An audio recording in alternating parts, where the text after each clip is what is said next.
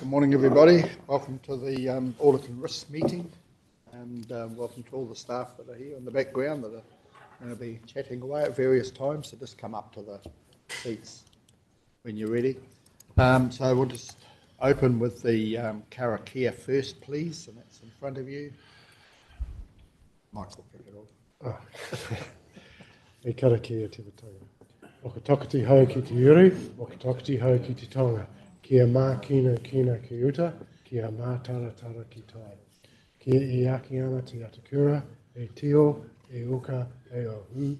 Te turu o witi wakamawa kia tina, hui e tākia. Okay, we have apologies from Councillor Hughes, Littlewood and McIntyre. Benita's online, so welcome. Fiona. Oh, Fiona's on, okay. And we haven't got Jendi here today, so Mike will fill in that gap. So call for sustain those apologies, please. Thank you, Neil, Alan. All those in favour say aye. Against, carried.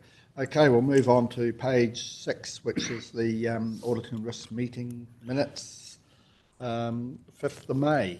So they're all there to have a look at. If there's any changes before I put the motion. Everyone happy? Yep. Okay. We'll take the. Thank you, Alan. Sorry, Neil. Thank you, Craig. All those in favour say aye. Aye. Against, carried. Nothing to add anywhere. All happy? Okay. Now we'll go on to Fiona's a little bit. The regional livestock strategy review on page 10. Fiona, are you there somewhere? Yes, I am. Oh. Morena tātou. Apologies for not being there in person. I'm keeping my germs away in lockdown. Just introducing the item, advising members that the council are initiating a review of the regional stock truck effluent strategy. This committee will be overseeing that review to take place in the financial year from 2025 to 26.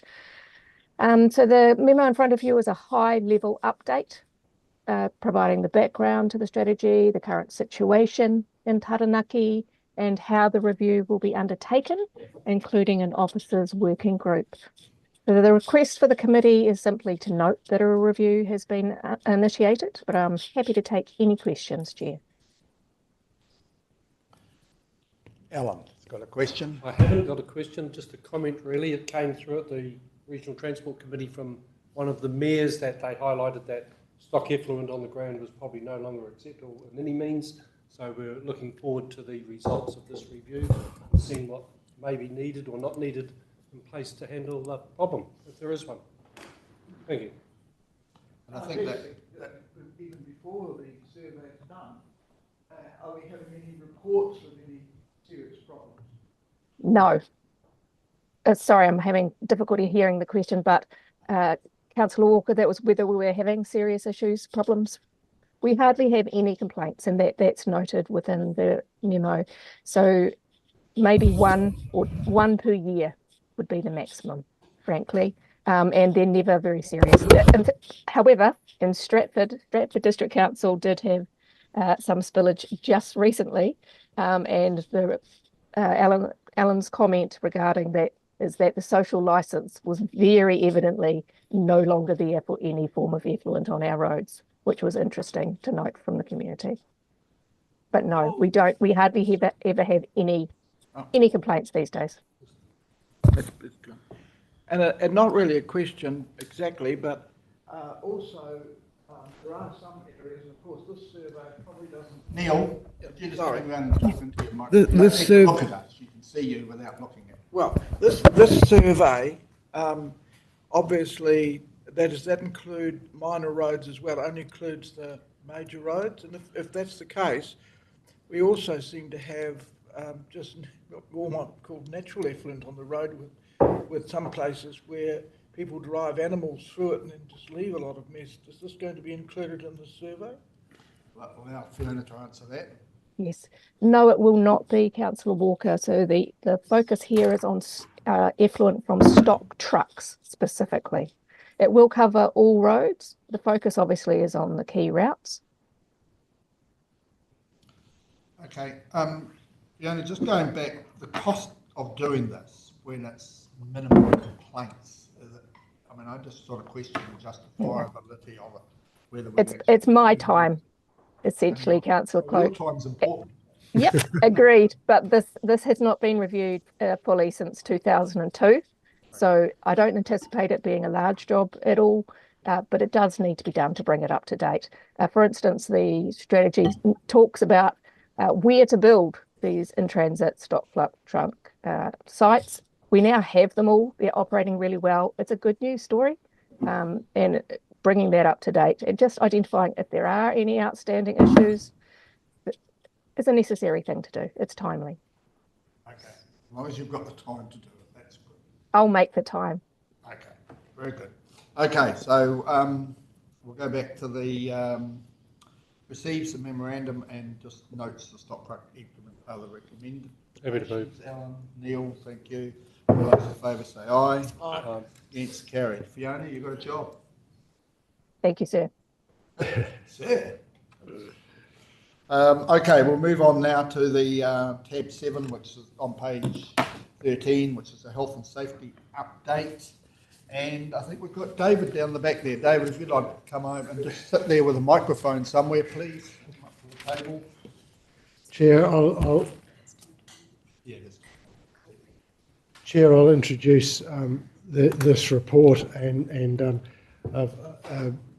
Bronwyn Muru's our health and safety leaders attending to her wellbeing in Italy. So she's David's volunteered at the last moment to step up and answer any specific questions, but I'll give a general overview. So again, this is our ongoing evolution of our health and safety reporting, and future steps will be probably as we head into the new term of the council, is to expand this into a wider risk-based approach, wider risk-based reporting rather than simply health and safety, noting that health and safety is a significant sub-component of risk management. So this is a continuing involvement. There are no particular issues to address there, but if councillors have got any questions between David and myself, we'll attempt to answer those. Okay, anyone got any questions? Yes, just Councillor Walker. a general question. Just make sure you speak into the microphone. I'm not looking that way. Start again. Just a general question. We seem to be moving into a whole lot of things that are personal health here, with the conditions of staff and in terms of their own personal health. Where does that come to an end? Are we going to be looking at not only things that affect their work, but we seem to be looking at their general health entirely?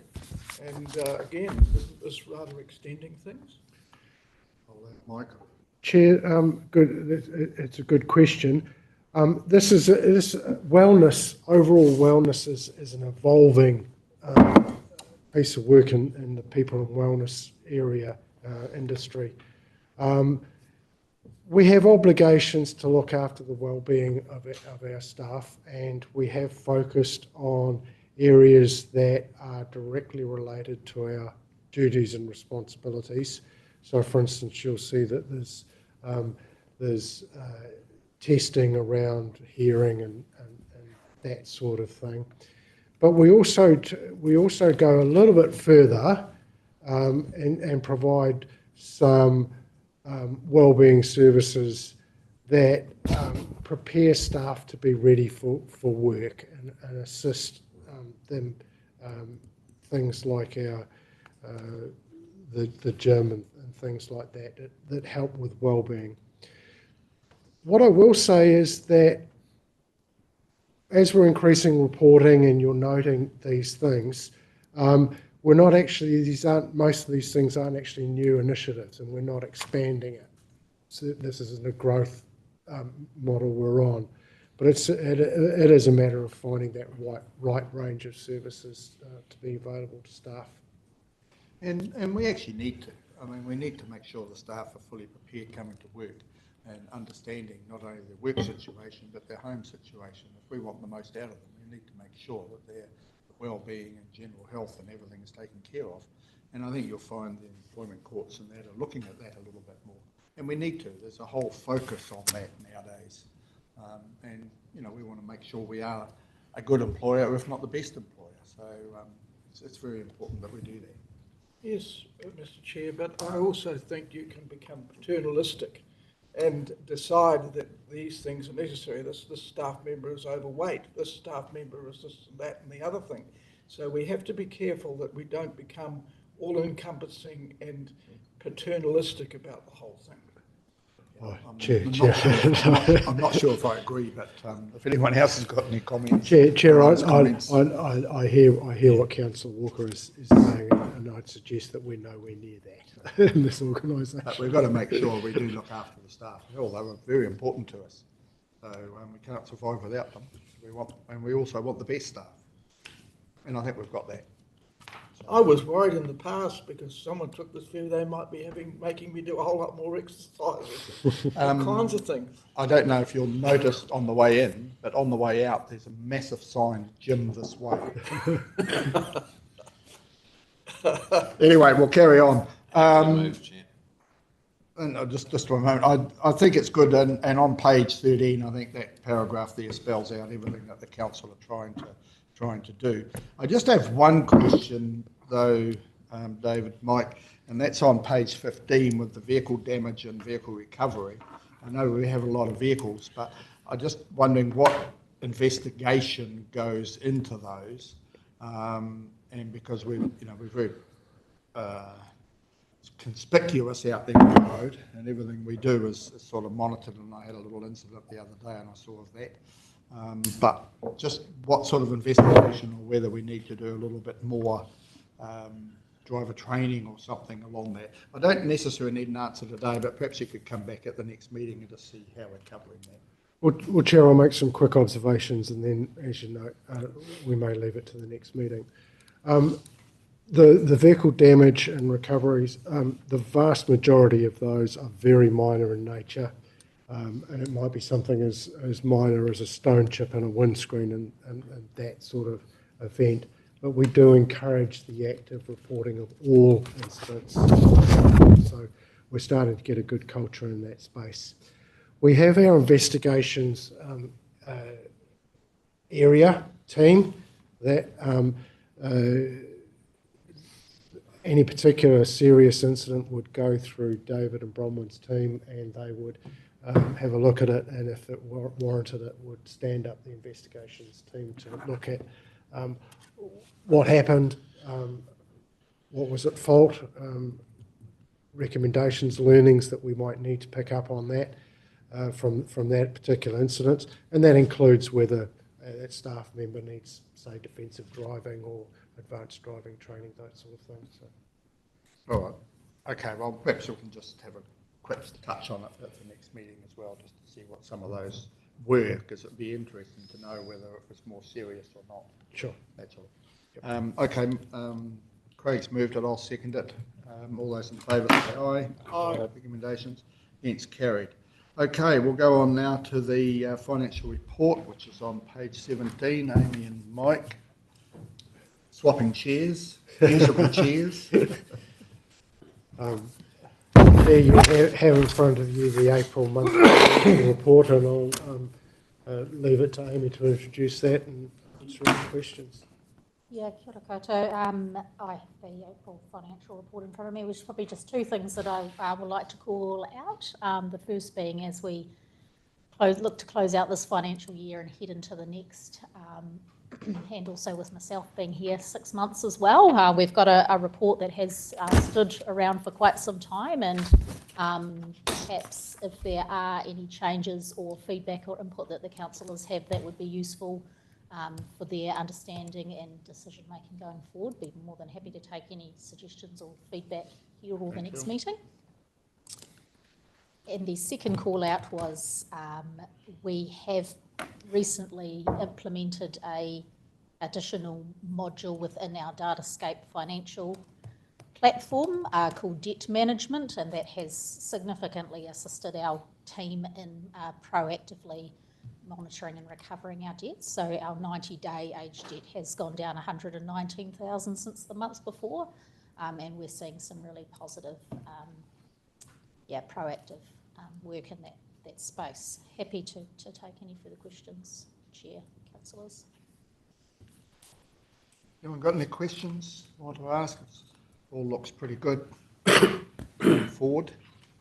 I'll just make a comment too that Steve, Mike and myself had a meeting with the port, their annual, not annual, quarterly update on the port, and we come away from there feeling fairly positive. I think there's some good things going forward and very, very tight, hard conditions going forward, but looking to the future, I think, the port will be sustainable and we'll be able to retain the $8 million or thereabouts going forward in the future. So I think it was one of the more constructive discussions we've had. The board certainly have got down and knuckled in and really done some really good work going forward. So I think we were really quite, the three of us, I think, were quite positive coming out of that. So, and you'll hear from the chairman and the CEO later in the year when they come and do their presentation. So, okay, so if no one's got anything to add, the recommendations are on page 17. I don't mind moving, and Neil will second. All those in favour say aye. That's carried. Okay, so now we'll go on to tab 9, which is the audit and planning report. We haven't got, so you'll be doing all this, Mike. Bruce is not here. No, Amy? Yes. Bruce is only involved with the Stadium Taranaki project, and in fact, now that's completed, expect to see a lot less of Bruce. Bruce, yeah, that's right. I had Bruce on my list. That's all right. That's all right. No, this is signalling the areas of focus that Deloitte have indicated for this year's audit. Again, I'll pass over to Amy to introduce this item, and we'll answer any questions. Thank you, Mike. So, as you recall, we've signed the letter of engagement with Deloitte to carry out our audit for the end of this financial year, and they've now presented the audit planning report, including the costings of the audit. They have focused on the operational and financial performance areas that you would expect, particularly calling out the valuation of the Yarrow Stadium project in there, as well as the usual recognition and controls you would expect for them to focus on. Were there any questions from the planning report supplied by Deloitte? Okay, they seem to focus a lot on, and they have done in the past, on fraud within council, and I know the discussions with myself were mainly around that. I mean, I was very comfortable the way that we conduct our focus on the financial report and looking into any possible fraud or anything. But has any member got any concerns in the way that we sort of manage that? Because it is, you know, it could be out there, but I think we're covering it due diligently the best we can, and I think we have probably done that over the years. But if any members has got any concerns about that, just let me know, because I sort of thought we had covered it over the years, and we haven't really had any great instance of it, especially over the recent years. We had a couple of ones years ago, but nothing too bad. Mr. Chairman, I'd agree with you, although these audit fees are getting more and more enormous all the time. You're talking about counting the whole lot of them, $600,000. So I just think that it's getting a bit of a gilded age here as far as auditors are concerned. And I just wonder, is there any effort made to find ways in which the audit fee might be restrained at least, instead of actually just going higher and higher? Probably the price of honey is going up too, Neil. Well, I hope it is.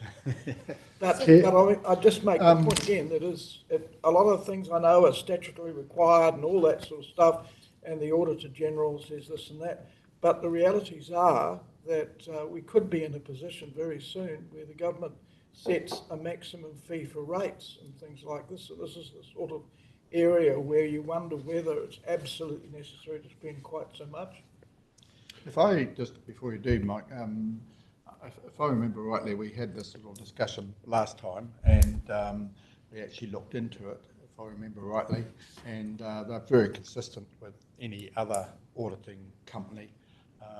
And I think that's just where we sit nowadays. Yes. Everything's going up, but Mike might like to add to that. Chair, Oh, Steve as well. No, let Mike go then. And Okay. if I have any other comments, I'll add to Mike's comments.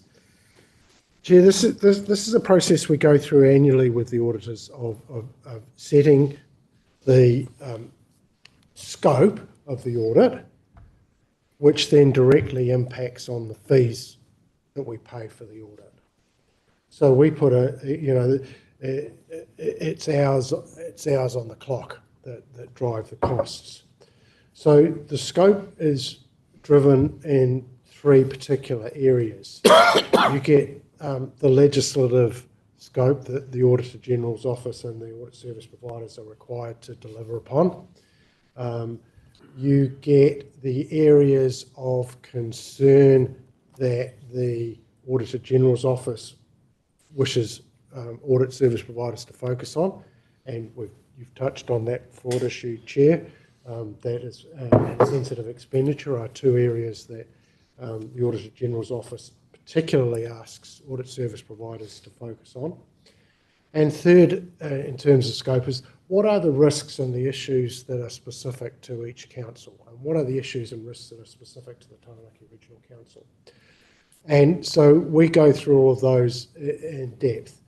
I think it's fair to say that as local government audits go, the risks associated with this audit are as simple and as straightforward as they come, especially now we're at the end of the Stadium Taranaki redevelopment project. There was a whole lot of intricacies around how you value an asset which is closed and all those sorts of things. But we're back to a much more stable footing. The real way to make meaningful difference to what you would pay in audit fees across all of local government would be to be de-scoping the statutory requirements and the focus areas, the statutory requirements that Parliament sets and the focus areas that the Auditor General's Office works on. We advocate in those areas. There are political opportunities when you're considering legislation such as capping and what audits are involved with audits of LTPs and the like, as to how the breadth and scope of those, whether they can be narrowed down to more critical risks. That would certainly be a suggestion that I would, if you were putting your political hats on, that I would make to you. And it's just a simple fact that in professional services over the last 5-10 years, those costs have skyrocketed along with the costs of professional staff. So we do our best, but it is what it is. Steve, would you like to add anything? Yeah, I think it's so there's a big part of our own business decisions drive our risk, and the stadium is a really good example of where we knowingly entered into a project that had pretty significant issues, and indeed the whole value of the problem being identified in the first place fundamentally affected our business. The other key part is actually the legislative change environment in which we work. It's highlighted in there as a key risk. It's constantly changing very rapidly, as we know. That creates new risks. That requires extra auditing to be done by the auditors. So some of this is a reflection of government's decisions to have a constant churn in its policy settings. Now, absolutely, that's Parliament, that's democracy. New governments come along and have different views to the previous bunch, but it also comes home to roost with us on the ground in terms of the work that we do, of course, and the work that effectively gets written off and having to be redone. And also that reflects in our audit opinions and certainly the complexity, which again is only getting worse with things like regulatory standards bills and things coming along, to So to make a more complex legislative environment, things like the Local Government Rating Act add a lot of cost and complexity because it is of the detailed prescription that is reflected in that legislation. If Parliament really simplified that legislation, they would have a big impact on audit fees, is the reality of it. Now, there is an ongoing discussion about the future of LTP audits and do they add value. That's happening and should continue. But I think it's also really important to recognise that ultimately we, like Parliament and central government, are a public entity spending public funds. So there needs to be a higher level of accountability for what happens and the way in which our funding is spent than would happen in a normal commercial environment. So that's also relevant to the quantum of work, as indeed our governance structures are much more complex than you'd have for what's about a $35 million business. We wouldn't have the level of complexity we have in governance if we're a $35 million commercial entity. So some of it is that public accountability environment, and our very structure by its nature creates a different perspective that the auditors need to have a view across. So yes, we should keep on asking the questions, but also there's a big part that Wellington and Parliament plays in setting the scene for us, as well as the issues we do locally and the conversations we should continue to have with our auditors to ensure we are getting good work and getting extra value out of the audit work that they do. Thank you for that. Has anyone got any questions for Anita? Would you like to move the motion of just receive the planning audit and planning report relating to the audit 24-25? Yeah, I'll move it. Benita. Benita, would you like to? No. Thumbs up, thank you. Neil, who's second? Yep. Okay, all those in favour say aye. Against, Aye. carried. Thank you.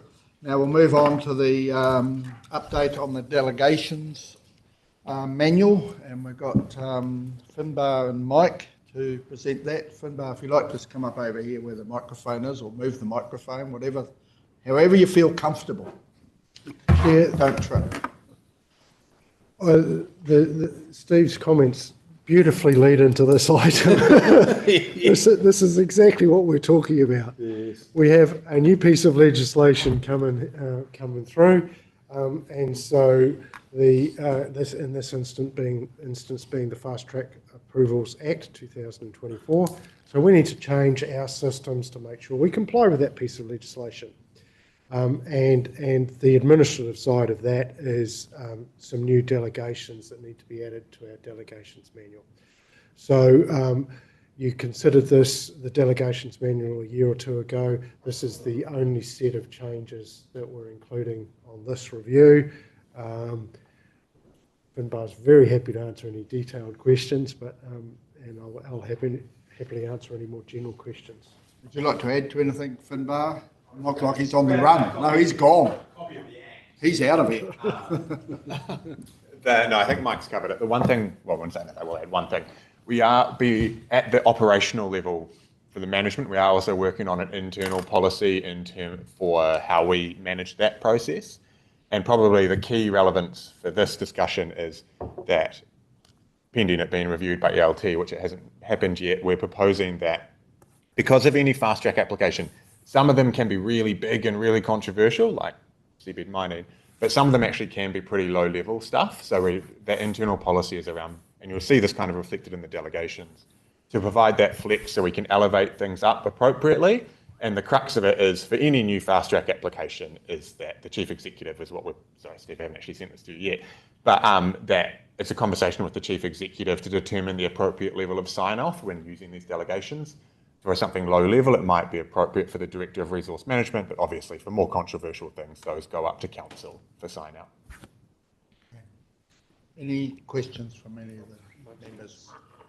No questions? Everyone's nodding happy. That was quite easy then. We'll go through. Okay. Craig will move and I'll second on page 69. All those in favour say aye. Aye. Against, carried. Thank you, Finbar. Welcome. Made it easy for you. Okay, so now we go on to tab 11, which is the update of the accommodation project out the back. As you saw, a lot of activity out there. Thank you, Finbar. So Mike, we've got that. Jendi, as we know, is not here, so we'll leave it all to him. Chair, thank you for that. Nothing really new to report in the open part of the meeting.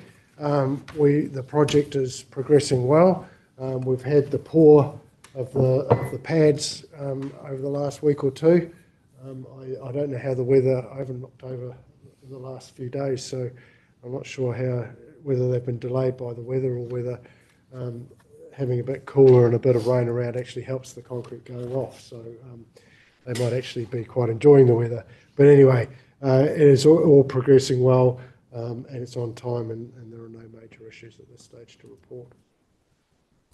All sounds pretty good, but the weather does have an impact on the concrete setting, especially we don't want ice as it blows out. Oh, there you go, Chair. Or frost. Okay, any questions on the update? I think it's all pretty straightforward, and the recommendations on page 121. I'll move, Craig will second. All those in favour say aye. Aye. Hence carried. Okay, now we'll go into public excluded. I'll move that we go into public excluded. Do I have a seconder? Neil, thank you. All those in favour say aye. Against carried. Right, we'll just wait to make sure we've got anyone online that needs to be cleared.